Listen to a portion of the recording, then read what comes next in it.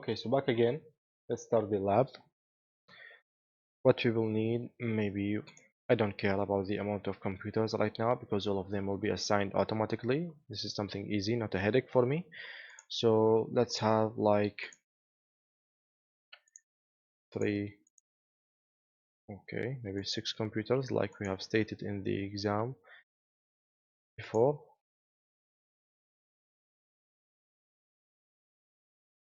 Okay, so this PC number 1, 2, 3, 4, 5 and 6. Of course, all of them by default will be connected to a switch, not a router. You know that because routers do not come with 6 interfaces easily. This is something very rare to find with routers. Also, switches do come by minimum like maybe 24 interface. This is the most common about switches. So this is our friend. We'll make use of him.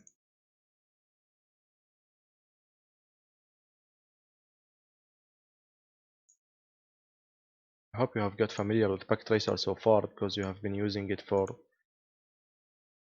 since the end of chapter 1, so it's the 4th chapter with Backtracer. Okay, so for now all of them are connected. Just fast forward. Yes, this type of topologies or connection is called star topologies because you have one switch in the heart and all of the other devices are connected to it like arms to the switch, so it's called a star topology. And I've informed it before. I have told you that to do the Dhcp we will need a layer 3 device. It's either a multi-layer switch or a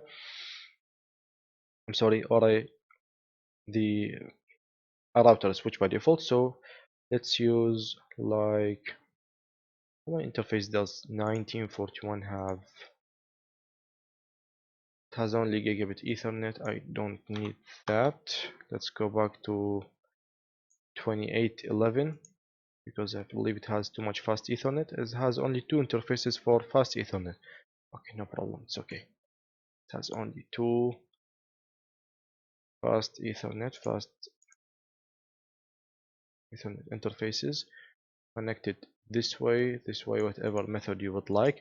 Okay, so the switch, no config at all, definitely. The devices, no config at all. DHCP should configure all of them for IP, subnet, default gateway, and for DNS. I will not do anything for this. For these, I will not modify anything. So all my work will be here for the router. This is something okay. I'm okay with that. What we will do is that we will use subnet 10.10.10.0 and let's make it slash, how much would you like? 24, something very classic. Let's use something like subnetting. Let's make it 26. Okay, so let's see how to type the subnet mask of 26 in the router. This is a new thing. Okay, now let's go to our router. Okay, so what I'm doing, or what I need, is that whenever you see SL no, type no, press return. Now I have only one interface here, which requires an IP address. Okay, this is something for sure. This IP address here will be the default gateway of the computers. I have talked about default gateway before. Identification of a default gateway is the IP address of the first router that my computer will face, and the first router that all these computers will face is this router, and the interface of this router is this one. So this interface's IP address will be the same default gateway for all of those. Okay, so let's make it .1 just to start with the router. Anyway, to start with my router, first I'm in the user mode, privilege mode, show IP interface brief.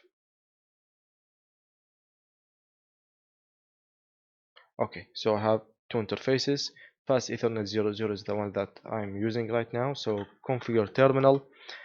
First of all, interface fast Ethernet 00 IP address will be 10.10.10.1. Notice that this is the only IP address that I will assign manually by myself. All the other devices will have an IP address dynamically after just finishing the DHCP config or the configuration. So it will be 10.10.10.1 and the subnet mask will be For 26, I have no idea. I know for 24, it's 325, 255. So slash 26 means that it has 26 ones in its subnet mask. So 1, 2, 3, 4, 5, 6, 7. 1, 2, 3, 4, 5, 6, 7, 8, please. It's not 7. 9, 10, 11, 12, 13, 14, 15, 16, 17, 18, 19, 20, 21, 22, 23, 24. I'm not yet done because I need 25 and 26. After that, 27, 8, 9, 30, 31, 32. This is how to type or to convert a 26 subnet mask to the binary form. Why would I do that and convert it to the binary form? Because I need now to convert it to the decimal form that a router would understand and accept. 4/8, I'm sorry, 8 ones, said 4/8. 8 ones means that 1 multiplied by 2 for each time 16, 32, 64, 128. I hope these are not clear to you. Let's type it down. Let's make it 1, 2, 4, 8, 16, 32, 64, 1, 9, 1, 2, 8. 8, all the numbers correctly. All of these are ones, all of these are applying, so it's by summarizing all of them. Okay, so it will be all of them summarized together. We will have the result of 255 for this one. The second octet is the same, so it will be 255.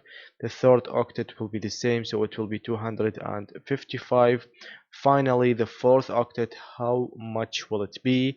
Well, actually, starting from left to right, the first one, which is 1, this is applying, so 1, the other one applies, and the other 6 do not. So I will do summarize 128, 128, 228 plus 64 plus the zeros, so it will be 192. Okay, so this is how to convert and type at 1/26 subnet mask to the decimal form. I know I've given like 10 or 15 examples before back in chapter 1, chapter 3, but we need to memorize again just in case you have forgotten how to do that. So I have notes 325s, 255s, and only 192 in the end. So again, back on the track, 255, 255, 255, 192. This is /26. Okay, so how much IP addresses does /26 give? This is for you to find out, but I will tell you that using some previous examples, it will be about 62 IP address. 62 valid IP address. I have only 6 devices in here, so 62 IP address is more than enough. Okay, so first of all, the IP addresses. Second one, no shutdown, let everything works. Okay, now everything works. It's simple. You remember chapter 3, there is no routing in here. I don't need at all routing here. There is no multiple broadcast domains and multiple routers in here. No, at all. It's only a single router, so it's a single broadcast domain, so the switch is doing everything by itself. But right now, what I need to do is start the DHCP config. Okay, so in order to do that, I will first assign or establish a DHCP service. So it will be IP DHCP, should be inside the interface, I believe. Okay, yes, that was HSRP. Okay, so IP DHCP, it's either I create a pool, relay, or excluded address. 3 of them are required from you in the new CCNA, but each one of them is for a different technology. Okay, but first, what I will do, I will create a pool. What you mean by a pool? I mean that inside this router, I will create a pool like full of fishes, full of IP addresses, and I will inform my router whenever and every time someone asks for an IP address, check your pool, pick up a fish, which is the IP address package, and assign it to this asking or requiring end device. Okay, so this is the concept of creating a pool. So I will create a pool. The pool, inside the pool there are fishes, which are IP addresses, subnet mask, and default gateways, and also the pool will have a name. Okay, so IP DHCP pool, we must now give a name, which is, okay, give a word, which is the name of the pool. Let's call it triple I, no problem, in capital case. Okay, after that I can just hit enter. I have now entered the new hierarchy of config, which I am now in the mode of the DHCP config, not if config for interfaces, config if, or like just config. Now I'm in the DHCP config. Whatever command I will do or type in this mode will be applied only for the DHCP pool and the DHCP technology, not for the entire router on the entire network, only for the DHCP services. Okay, so first of all, let's make the, I believe it was the IP address, default router we will need, DNS server, and the network. Okay, first, the pool of the IP addresses network. Now define the network that you want me to distribute IP addresses from. It will be 10.10.10.0, and it will have the subnet mask of 255.255.255.192. This means /26, so that the DHCP server will know that there is only 62 IP address available in this pool. Okay, starting from .1 ending with .61, I believe. Yes, .61. So this is the only thing that I will need. So the DHCP router, in every time an end device requires the information that I've mentioned before. Right now I have identified which IP addresses to give and which subnet masks to give. Okay, but these are only 2 out of 4 information required: IP addresses, subnet masks. What's left is that default gateways and DNS. For default gateways, please give the default gateway of 192.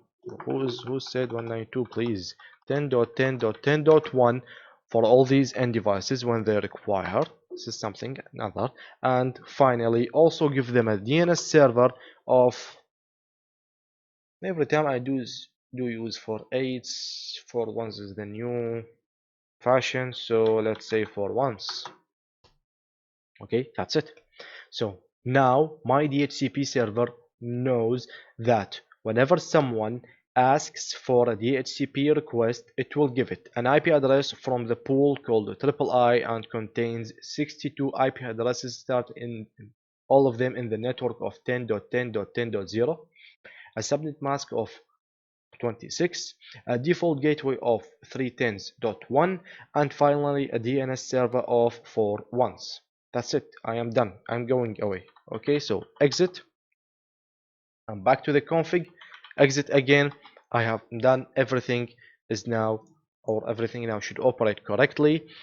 What I will do now is only one step for each end device, is that in packet tracer, this is only in packet tracer, don't get bothered of it. Okay, in packet tracer, when you go to desktop IP, you will find that the IP config by default is static, so you must turn it manually to become DHCP, wait for the DHCP, and yes, you have obtained 10.10.10.2, which is included in the network 10.10.10.0.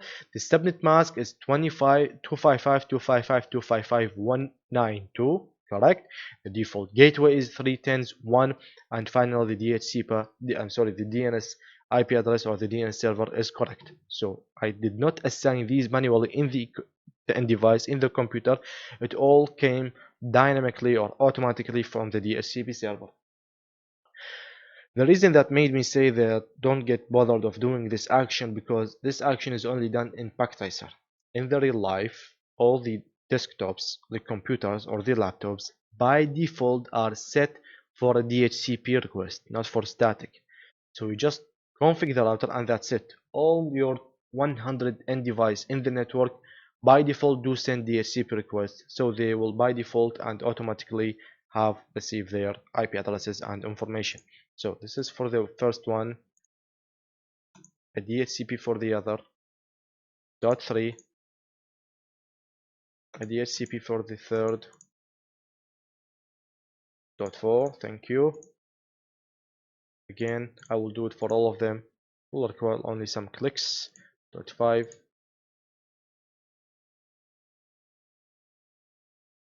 Okay, finally. Dot 7. So all of these computers have IP addresses starting from dot 2 up to dot 7. So all of them should work and function normally. Now let's try to ping any one of these computers, maybe dot 2. There is a reply. That's correct, we have no problem. Maybe let's try ping dot 1, which is our router. There is a reply. All of these devices are now connected together, have in full informations. We have no problem at all in them, except for something that I suspect that some of you, maybe most of you, I don't know, did ask between themselves, then saying that, just 1 minute, you have created a pool. This is extremely important because it will cause a disaster. Just 1 minute.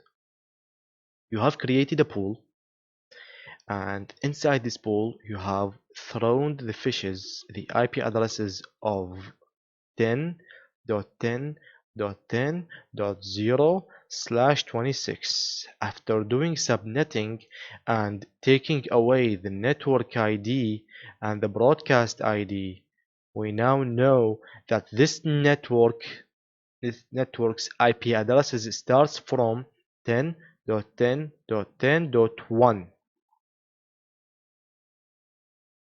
2, 3, 4, etc. So dot 1 is in the pool. Maybe it's this one. And when a end device requires an IP address, the server will randomly look for these fishes in here, and it will pick one randomly and assign it to the requester. So this device might randomly, without guessing, get 10.10.10.1. So what's the disaster? The disaster is that 10.10.10.1 is the IP address of this device at the same time as the IP address of this device.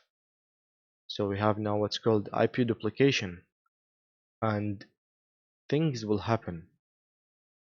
Okay, big things will happen between these two devices. It will cause congestion for the entire network. This is a big problem.